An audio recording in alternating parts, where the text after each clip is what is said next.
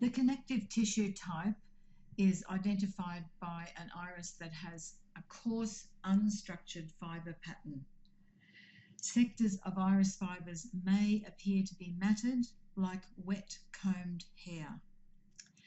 The pupillary zone, which is between the pupil margin and the collarette, this zone in here, is usually coarse and very open. You'll see many lacuna and defect signs throughout the whole iris. This is also known as a mesenchymal hypoplastic, a Hessian, or a daisy petal iris. And the primary nurture points are the connective tissue, the muscles, and the skeleton. So here we've got an example of a connective tissue iris. It displays many lacuna and defect signs, with the ciliary border being dark and the outer iris zone. So this is actually very dark, very patchy even. The anterior fibre layers almost looks atrophied in this iris, and that again is another sign of a connective tissue constitution. So it does have the wavy fibres that we see in the neurolymphatic iris, and perhaps some of those aspects will apply to this person as well. But the fact that we can see a separation between the layers of these fibres does say this is connective tissue weakness. This upper layer being atrophied indicates oxygen poverty in the cells, producing reduced metabolic function and resulting in gradual accumulation of waste. The principal challenge for this individual concerns the connective tissue, which has reduced resiliency and an increased risk to the effects of abuse. So pretty much everyone can do whatever they like, but when it comes to exercise and, stressful physical feats, this constitution will wear out quicker than the others. So here this iris looks a little bit like a glandular iris. However, look at the second iris. So this is one person. And another feature of the connective tissue type is often the eyes look like they're not even a pair. So you can see there's great asymmetry in these irises. Again, especially in this iris, you can really see into the deeper layers of the iris, and the same in this one. So again, you're going to think connective tissue. And here again, we have one that looks very much like a glandular eye, but this is what we mean by wet combed hair. So can you see how we've actually got fibres that are literally matted together? And it makes, again, the anterior surface layer look as if it's separated from the lower layer in their eyes. Here you see them as a pair. So are you getting the feel for this? Are you getting to see there is a difference between connective tissue and glandular? The connective tissue type can certainly have lacuna in the glandular area, but if you can see deep into the layers, we've got a separation of the iris fibre structures, which means that we have oxygen poverty in the cells, and this causes weak connective tissue. Children of this type often seem to have thin, transparent skin, suggesting alteration of the colloidal cutaneous connective tissues. And this can make them look older than their biological age.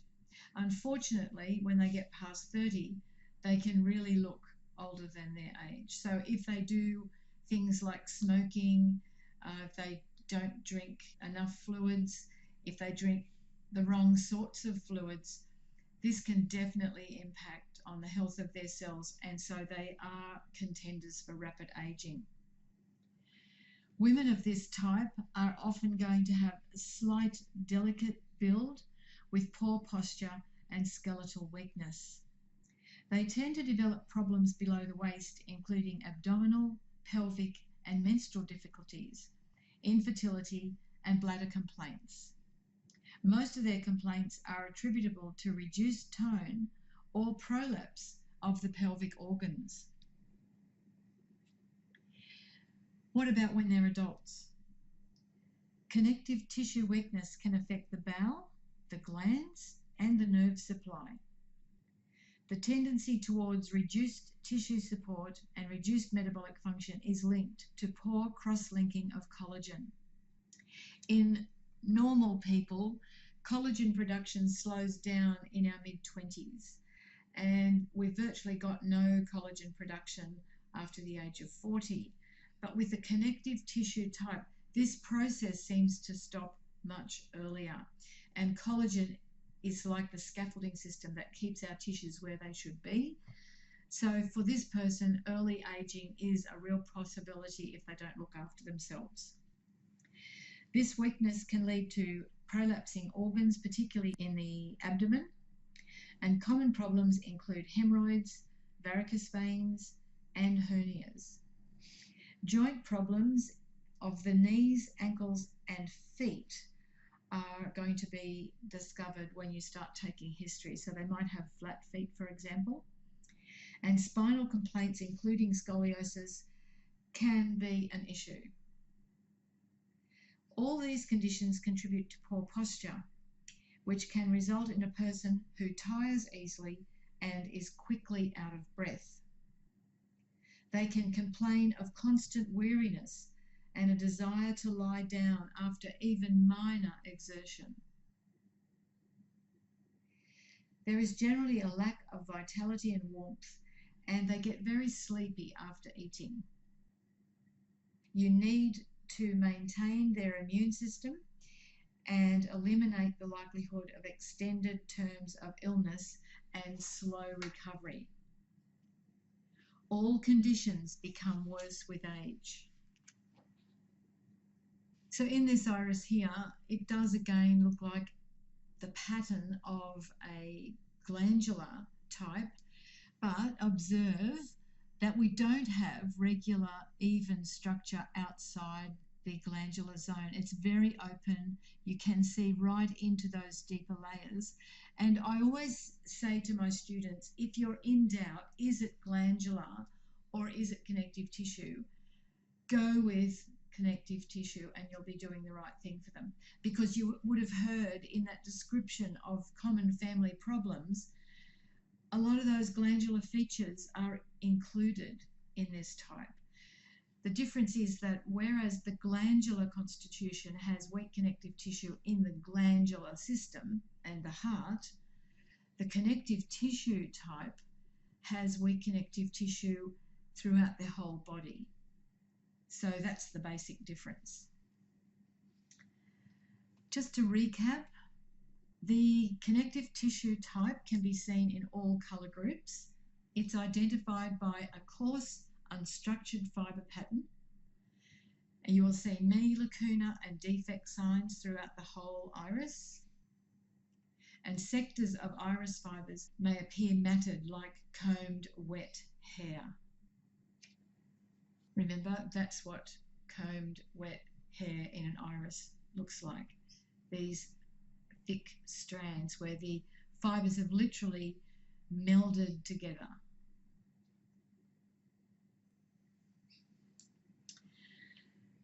When you're asking about the family, people with eyes like this usually belong to a family where there were people who had reduced metabolic function and reduced physical stamina with a susceptibility to injury and slow recovery. Common problems include varicose veins, hemorrhoids, and hernias. Ptosis or displacement of organs can occur, so we've got prolapsing as a possibility.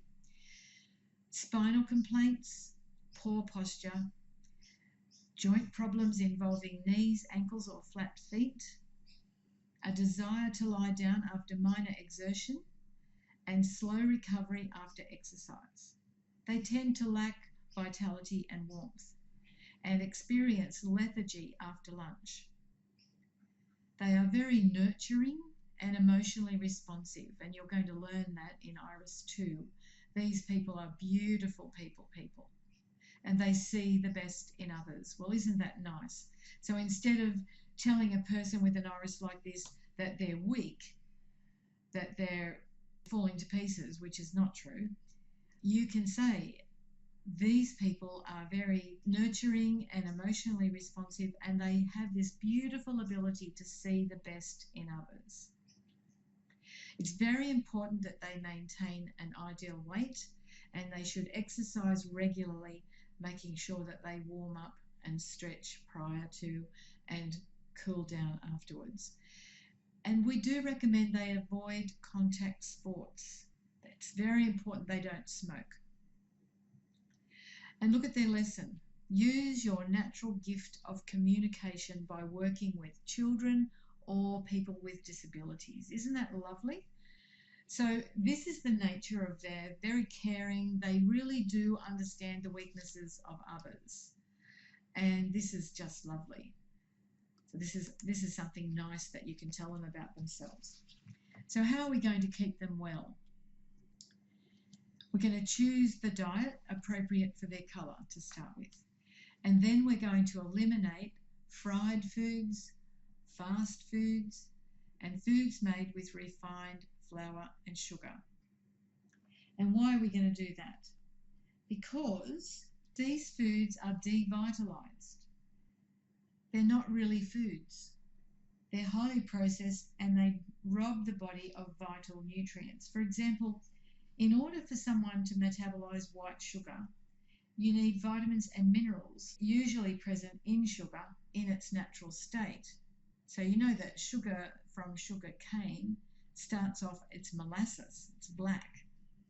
So how do we get white sugar? Well, that process, I'm sure you can look it up on YouTube. I'm sure there'll be a video that shows you how sugar is made. But molasses is one of the most nourishing foods that you can eat. It's full of iron and all sorts of vitamins. But we end up with this pure white and deadly thing called sugar in our foods and on our table. Because these nutrients are removed in the refining process, our digestive system will extract those missing elements from our own tissue to metabolize the white sugar and therefore deplete its own vital reserves. So if you've got a connective tissue constitution, you need all the nutrients that you can get. So candy and sweets are not just harmful to health for everyone, but really harmful to the connective tissue type. The diet needs to be rich in natural vitamins, minerals, and essential fatty acids. We cannot overemphasize the need for essential fatty acids, 3, 6, and 9. Choose whole foods, including plenty of fruit and vegetables, fresh and in season. Buy those from a green grocer rather than a supermarket, where they're not sitting in storage for 6 and 9 months prior to being put out for sale. There should be an emphasis on maintaining an ideal weight. Do not smoke. That's the most damaging thing that human beings do to each other, and they do it deliberately, and they pay good money to do it. It is so damaging to your health. And ensure regular bowel movements. Constitutional support supplements. We need a digestive supplement with each meal to ensure that we extract the maximum amount of nutrients from our diet. We need omega-3 and antioxidants. That is really unconditional. They really do need essential fatty acids and antioxidants every day, and I think they really do need a digestive supplement with each meal. Linseed meal and slippery elm or psyllium assist the bowels, and glucosamine is great for strengthening joints and support tissues. Special considerations too: regular low-impact exercise. And one hypothesis of lactic acid buildup is that micro tears in the muscles are the possible cause of post-exercise pain.